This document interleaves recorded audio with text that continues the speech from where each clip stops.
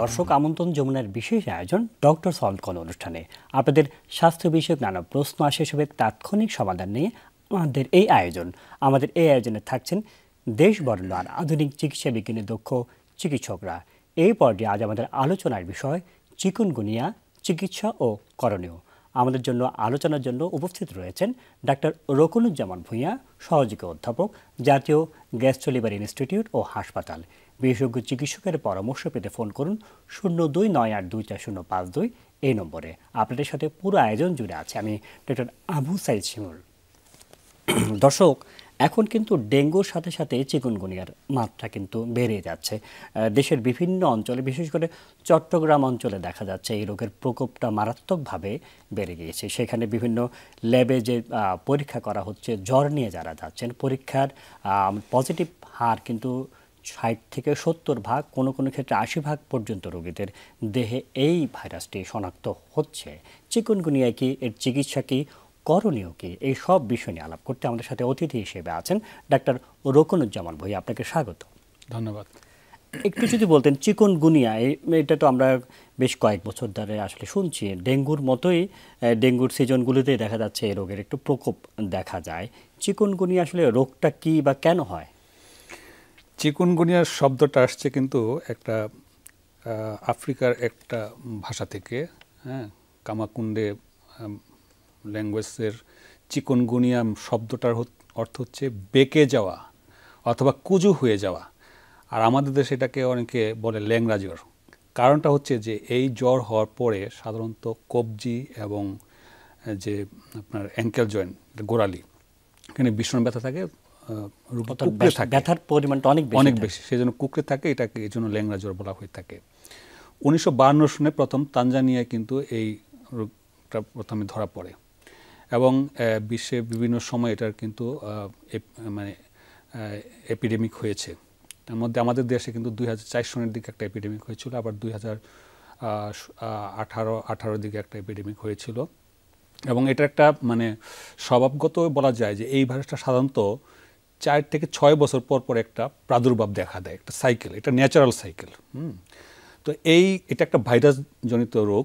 এর ভাইরাসটার নাম হলো চিকুনগুনিয়া ভাইরাস এবং এই ভাইরাসটা মশার মাধ্যমে একজনের কাছ থেকে আরেকজনে বাহিত হয়ে থাকে। মানে সেম মশা যেটা ডেঙ্গু জ্বর করে থাকে অথবা জিকা ভাইরাস করে থাকে, অর্থাৎ এডিস মশা, অর্থাৎ যে মশা এডিস মশা, সেটা চিকুনগুনিয়ার যে ভাইরাস সেটাও সে বহন করে। এবং দুটার মধ্যে সিমিলারিটি হচ্ছে যে মৌসুম কিন্তু প্রায় সেম, জুন থেকে সেপ্টেম্বর। এটা ডেঙ্গুর জন্য একটা সিজন, আবার চিকুনগুনিয়ার জন্য সিজন। এবং এটা আমাদের দেশে এটাই মানে আমরা লক্ষ্য করছি যে এই সময়টা বেশ কয়েক বছর ধরে এটা লক্ষ্য। এবং এটা হচ্ছে আপনার কিন্তু প্রায় মানে লক্ষণ, এর ইনকিউবেশন পিরিয়ড, এগুলো প্রায় কাছাকাছি। আচ্ছা, এটা যদি লক্ষণের কথাই বলেন, একটু যদি লক্ষণগুলি আমাদের দর্শকদের একটু বলতেন। চিকুনগুনিয়ার লক্ষণ কি কি? চিকুনগুনিয়ার লক্ষণ হচ্ছে যে উচ্চমাত্রার জ্বর থাকে, সাধারণত 102 থেকে 104 ডিগ্রি জ্বর, এবং হঠাৎ করে আসে জ্বরটা।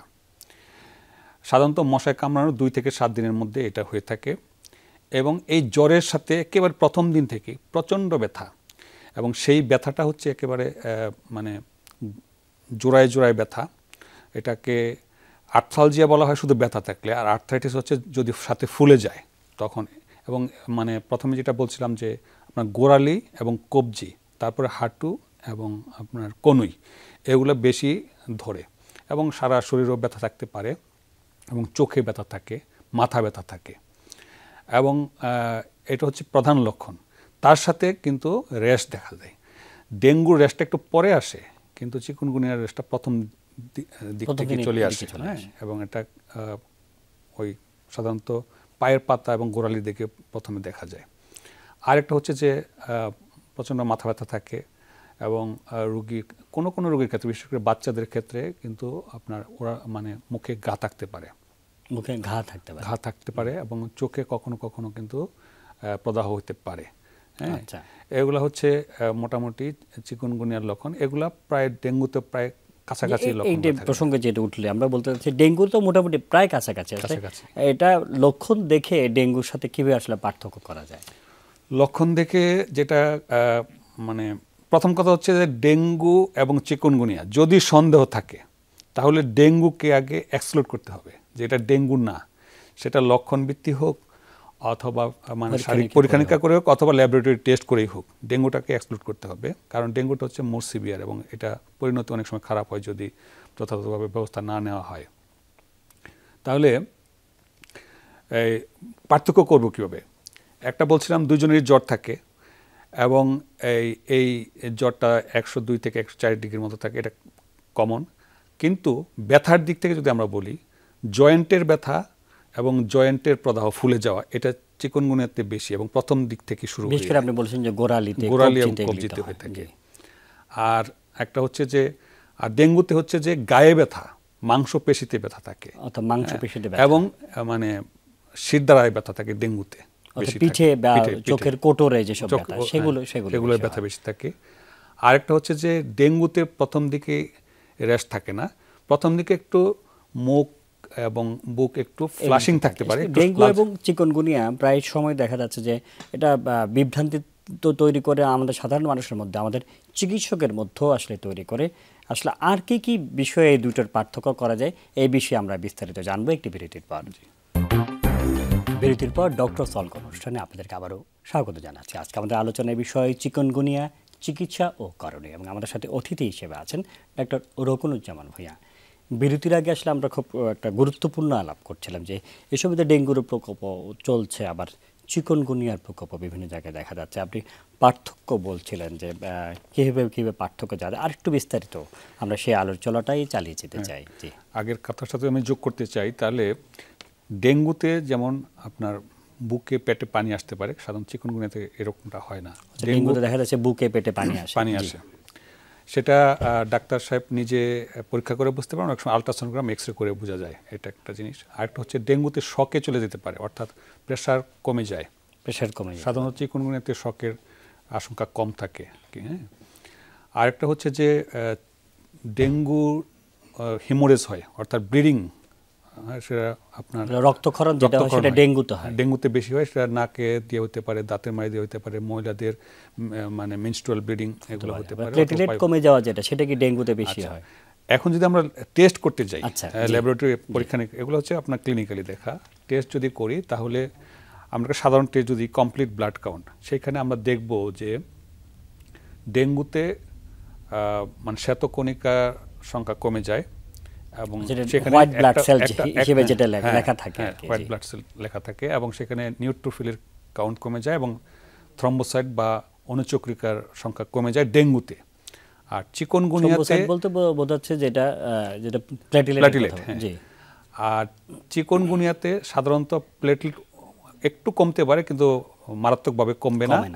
কিন্তু এখানে লিম্ফোসাইট, হ্যাঁ, এক প্রকারের শ্বেতকণিকা, সেটার পরিমাণ উল্লেখযোগ্য হারে কমে যায়, এটা একটা জিনিস।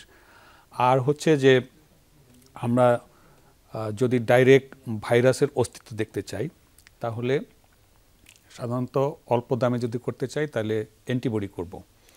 অ্যান্টিবডি চিকুনগুনিয়ার জন্য সাধারণত আসে 5 দিন পরে আসে, এবং চিকুনগুনিয়া আইজিএম, আইজিজি অ্যান্টিবডি। আর পক্ষান্তরে ডেঙ্গুর জন্য কিন্তু আমরা একটা মানে পরিচিত এখনো টেস্ট হয়ে গেছে, সেটা হলো ডেঙ্গু NS1। সেটা আমরা প্রথম দিন থেকে 4 দিনের মধ্যে যদি করি তাহলে এটা পজিটিভ পাওয়া যাবে।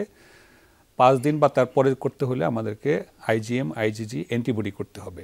অর্থাৎ দুই ক্ষেত্রেই অ্যান্টিবডি পাওয়া যাবে 5 দিনের পরে। আর ডেঙ্গুর ক্ষেত্রে সুবিধা হচ্ছে যে আমরা NS1টা একেবারে প্রথম দিন থেকে আসে। আর যদি আমরা ডাইরেক্ট ভাইরাস আইসোলেশন করতে চাই, তখন PCR করা লাগবে অথবা কালচার করা লাগবে, সেগুলো আসলে সব ক্ষেত্রে সম্ভব না, সেজন্য আমরা বলিও না আর কি।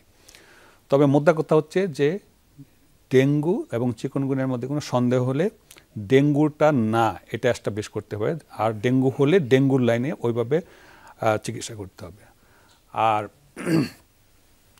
চিকুনগুনিয়া, যেটা আমি প্রথমে বলছিলাম, খুব মারাত্মক পরিণতি সাধারণত হয় না, তবে জীবন সংশয় হয় সেরকম হয় না, কিন্তু ব্যথাটা প্রচন্ড, মরবিডিটি, এটা হচ্ছে যন্ত্রণাটা হচ্ছে যে চিকুনগুনিয়া ভালো হয়ে যাবে কিন্তু ব্যথা রয়ে যায় কয়েক সপ্তাহ, কয়েক মাস, এমনকি বছর পর্যন্ত এটা গড়াইতে পারে।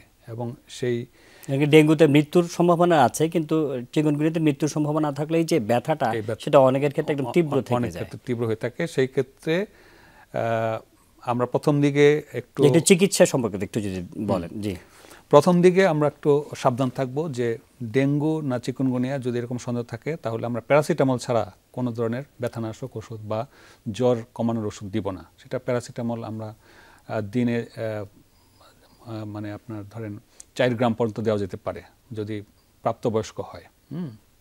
আর মানে যদি বাচ্চা হয় তাহলে তাদের বডি ওয়েট অনুযায়ী হিসাব করে করে দিতে হবে। এবং জ্বর যদি তাৎক্ষণিক আমরা কমাতে চাই তাহলে কিন্তু আমরা করতে পারি যে সাপোজিটরি দিতে পারি। হ্যাঁ, এটা একটা। আর যখন ডেঙ্গু না বলে আমরা প্রমাণ পাবো তখন আমরা ব্যথানাশক অন্যান্য ওষুধে আমরা যেতে পারবো। তবে এই ব্যথা কমানোর জন্য আরও কিছু মানে পারিবারিক পদ্ধতিও আছে। সেটা হচ্ছে যে জয়েন্টে একটু মানে কোল্ড কম্প্রেশন করা এবং পারিবারিক এই বিষয়গুলো কিন্তু আসলে খুবই গুরুত্বপূর্ণ। কারণ এই পারিবারিক এই যে বিভিন্ন যে পরামর্শ সেগুলো গ্রহণ করলেও দেখা যায় অনেক ক্ষেত্রেই আমাদের রোগীরা উপকৃত হয়। এই পারিবারিক বিষয়গুলো কি করণীয় এই বিষয় নিয়ে আমরা আলাপ করবো একটি বিরতির পর। বিরতির পর ডক্টর অনকন অনুষ্ঠানে আপনাদেরকে আবারও স্বাগত জানাচ্ছি। আজকে আমাদের আলোচনার বিষয় চিকুনগুনিয়া চিকিৎসা ও করণীয়, এবং আমাদের সাথে অতিথি হিসেবে আছেন ডাক্তার রকুনুজ্জামান ভূঁইয়া। চিকুনগুনিয়াতে প্রচণ্ড ব্যথা হয়, আপনি বলছেন যে ওষুধ খেয়ে অনেক সময় দেখা যায় যে ব্যথা নিরাময় করাটা অনেক ক্ষেত্রে দুষ্কর হয়ে পড়ে। সেক্ষেত্রে ঘরোয়াভাবে বা পারিবারিক কিছু উপায় রয়েছে বা চিকিৎসা বা টোটকা যেটাকে আমরা বলি, এটা নিয়ে আপনি বিস্তারিত বলছেন, একটু যদি আমরা শুনতে চাই। প্রথম কথা হচ্ছে যে প্রথম দিকে রোগীকে যথেষ্ট পরিমাণ বিশ্রাম দিতে হবে, প্রচুর পরিমাণে পানি পান করবেন, তরল খাবার খাবেন এবং পারিবারিক খাবারগুলো গ্রহণ করবেন। দ্বিতীয় কথা হচ্ছে জ্বরের জন্য আমরা বলছি যে প্যারাসিটামল জাতীয় ওষুধ এবং ব্যথার জন্য প্যারাসিটামল জাতীয় প্রথম দিকে, এবং না কমলে সাপোজিটরি নেবেন। আর হচ্ছে যে ঠান্ডা বা বরফ বা একটু হালকা মানে ঠান্ডা করে আমরা জয়েন্টে একটু কম্প্রেস করতে পারি, মানে একটু চাপ দিতে পারি, কিন্তু গরম জিনিস দিয়ে চাপ দেবো না আমরা। এখানে হট কম্প্রেশন না, এখানে হবে যে কোল্ড কম্প্রেশন হবে। সেটা মানে বড় বড় যে জয়েন্টগুলো আছে যেমন আপনার গোড়ালি, কনুই বা কবজি অথবা হাঁটুতে দিব। আরেকটা হচ্ছে যখন জ্বরটা কমে যাবে, জ্বরটা সাধারণত 2 থেকে 3 দিন থাকে, তারপর আস্তে আস্তে জ্বর কমে যায় কিন্তু ব্যথাটা থেকে যায়। সেই ক্ষেত্রে রুগীকে একটু মুভমেন্টে রাখতে হবে। সেটা মুভমেন্ট কোনো এক্সারসাইজ করা যাবে না, ওই সময় রুগী সমতলে হাঁটবে, বাসায় হাঁটবে, একেবারে শুয়ে থাকবে সেরকম না। আরেকটা হচ্ছে যে জয়েন্টগুলোর কিছুটা নাড়াচাড়া করবে। হ্যাঁ, একেবারে যদি মানে অ্যাগ্রেসিভ ব্যায়াম করার দরকার নেই, কিন্তু একটু নাড়াচাড়া করবে, হাত নাড়াবে, পায়ের পাতা নাড়াবে, এগুলা করবেন। আর হচ্ছে যথেষ্ট পরিমাণে ঘুমাইতে হবে এবং পুষ্টিকর খাবার খেতে হবে। তারপরে যদি এরকম হয় যে জ্বরটা মানে ব্যথা কয়েক সপ্তাহ ধরে কমতেছে না, সেই ক্ষেত্রে অন্য কিছু ওষুধ এখানে যোগ করা যেতে পারে। সেই ক্ষেত্রে আমরা প্লেটলেট কাউন্ট যদি ভালো থাকে, অর্থাৎ অনুচক্রিয়ার পরিমাণ যদি ভালো থাকে, তা আমরা প্যারাসিটামল ছাড়াও অন্য ব্যথানাশক ওষুধ যেমন ন্যাপ্রোক্সেন, ডাইক্লোফেনাক এগুলো যোগ করতে পারি। আর কোনো ক্ষেত্রে দেখা যায় যে কয়েক সপ্তাহ বা কয়েক মাস হয়ে যাচ্ছে, রোগী ব্যথা কমছে না, সেক্ষেত্রে কিছু অন্য ওষুধ আছে ডিজিজ মডিফাইং ড্রাগ, যেমন মেথোট্রেক্সেট, এই ধরনের ওষুধ যোগ করা হয়ে থাকে যাদের অনেক দীর্ঘদিন ধরে যাদের জটিলতা হয়। কারো ক্ষেত্রে আপনি বলছিলেন যে কারো ক্ষেত্রে কয়েক মাস পর্যন্ত থেকেছে, সেই সব ক্ষেত্রে আপনারা এইসব ওষুধ ব্যবহার প্রয়োজন হলে ফিজিওথেরাপিস্ট তখন উপদেশ নেওয়া লাগতে পারে। অর্থাৎ একেবারে যে আমরা যেটা বলছি যে নির্দোষ একটা ভাইরাস, প্রথম দিকে মনে হয় সামান্য একটু ব্যথা, সে অনেকের ক্ষেত্রে দেখা যায় যে 3 মাস 6 মাস বছর খানিকে চলে যেতে পারে। সেসব ক্ষেত্রে আরো কিছু ড্রাগ এবং ফিজিওথেরাপি লাগতে পারে, এবং এগুলি করলে দেখা যায় অনেক ক্ষেত্রে পুরোপুরি মোটামুটি সুস্থ জীবনযাপন করা সম্ভব। এই যে এটা একটা দীর্ঘমেয়াদী যেটা জটিলতা রয়েছে আমাদের ব্যথা করে, এটার প্রতিরোধ কি আসলে কি? এই ভাইরাস বা এই রোগ থেকে প্রতিরোধের উপায় কি? প্রতিরোধের প্রথম কথা হলো যে ভেক্টর দিয়ে এটা মানে একজনের কাছ থেকে একজন ছড়ায়, অর্থাৎ মশা, এডিস মশা, যেটা ডেঙ্গুর জন্য দায়ী, সেই মশা যাতে না কামড়ায় সেটা ব্যক্তিগত কিছু সুরক্ষা লাগবে, সামাজিক লাগবে, এবং অথরিটি অর্থাৎ সিটি কর্পোরেশন হোক বা কাউন্সিল হোক সেগুলো নেবেন। ব্যক্তিগত প্রোটেকশনটা কি হচ্ছে যে এই সময়ে ফুল স্লিপ অর্থাৎ কবজি পর্যন্ত জামা পরবেন, ছেলে মেয়ে এবং বাচ্চারা পর্যন্ত, এবং যাতে বাচ্চারা যখন স্কুলে যায় ডে টাইমে তখন ওরা মোজা পরবেন, সক্স পরবেন এবং ফুল প্যান্ট পরবেন। তারপরে যখন ঘুমাবেন তখন অবশ্যই মশারি টানাবেন। বিশেষ করে এরা হলো ডে বাইটার, অর্থাৎ দিনের বেলা কামড়ায়, বিকালবেলা বা সকালে। তো দিনে হোক রাতে হোক যখন ঘুমাবেন অবশ্যই মশারি টানাবেন। আর হচ্ছে আমরা মশা তাড়ানোর জন্য আমরা স্প্রে ব্যবহার করতে পারি, অথবা জার্নির সময় এগুলো সম্ভব হয় না, তখন আমরা কিন্তু ইমোলিয়ান বা ক্রিমের মতো কিছু রিপেলেন্ট ওষুধ পাওয়া যায়, সেগুলো আমরা হাতে পায়ে মেখে নেব। এটা হচ্ছে যে ব্যক্তিগত প্রোটেকশন। আর হচ্ছে যে মশার লার্ভা যাতে না জন্মাইতে পারে, গ্রো না করতে পারে, সেই ক্ষেত্রে আমরা কি করব, আমাদের যে পানিগুলা যেগুলো স্থির হয়ে থাকে এগুলা জমাইতে দেব না। স্থির হয়ে থাকে কোথায়, যেমন ধরেন টবে, ফ্রিজের নিচে, অথবা শহরে যে কনস্ট্রাকশন হয়, বিল্ডিংয়ের কনস্ট্রাকশন হয়, সেখানে অনেক সময় পানি জমে থাকে কয়েকটা, বা ডাবের খোসা, টায়ার আর বিভিন্ন কন্টেনার, এমনকি চিপসের প্যাকেট পর্যন্ত। হ্যাঁ, এটা কিন্তু আমরা লক্ষ্য করি না। চিপসের প্যাকেট বা পলিথিন খেয়ে ফেলে দিলাম রাস্তাঘাটে, পানিটা জমেছিল। সাধারণত অনেকে যে আজকাল দেখা যাচ্ছে বারান্দায় বা ছাদে বাগান করছে, সেই পানিটাও আপনার 3-4 দিন পর পর অবশ্যই চেঞ্জ করতে হবে। মিনিমাম আমরা বলছি 3 দিনে। একটা এখানে যে ডাবের খোসা কথা আপনি প্রসঙ্গ আনছেন, শ্রীলঙ্কাতে কিন্তু এরকম ডেঙ্গুর অনেক প্রকোপ হয়েছিল। তখন ওরা শ্রীলঙ্কাতে কিন্তু ডাব পাওয়া যায়, নারকেল গাছ আছে, পর্যটক থেকে শুরু করে মানে ফেলে রাখে, তখন এখানে পানি জমে এবং দেখা গেলো একসময় ডেঙ্গুর অনেক প্রকোপ।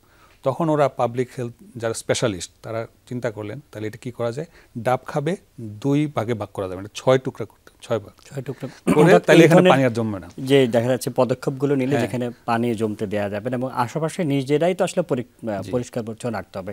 সব ক্ষেত্রে সরকার বা সিটি কর্পোরেশন করবে, তাদের তো অবশ্যই দায়িত্ব রয়েছে, কিন্তু আমাদের নিজের বাড়ির আশেপাশে যদি আমরা পরিষ্কার রাখি, ভেতরে পরিষ্কার রাখি, তাহলে এই রোগ থেকে আসলে মুক্ত থাকা সম্ভব। আমরা অনুষ্ঠানে একদম শেষ পর্যায়ে চলে এসেছি। ডাক্তার রুকনুজ্জামান ভূঁইয়া, এতক্ষণ আমাদের সাথে থাকার জন্য আপনাকে অসংখ্য ধন্যবাদ। আপনাকে ধন্যবাদ এবং দর্শকবৃন্দকে ধন্যবাদ। দর্শক, যেমনটা আসলে শুনছিলেন, আসলে এই রোগের চিকুনগুনিয়ার কিন্তু দীর্ঘমেয়াদী অনেক ক্ষেত্রে জটিলতা হয়, ব্যথা হতে পারে, গিরে গিরে ব্যথা হতে পারে। অনেক ক্ষেত্রে দেখা যায় যে তাদের স্বাভাবিক যে কাজকর্ম সেটা তো আসলে বিঘ্ন ঘটতে পারে। সেজন্য প্রতিরোধের দিকে আমাদের নজর দিতে হবে। প্রতিরোধের মাধ্যমে এই রোগকে মোকাবেলা করা সম্ভব। আমরা সকলে সুস্থ থাকি এই কারণে আজকের মধ্যে বিদায় নিচ্ছি। আল্লাহ হাফেজ।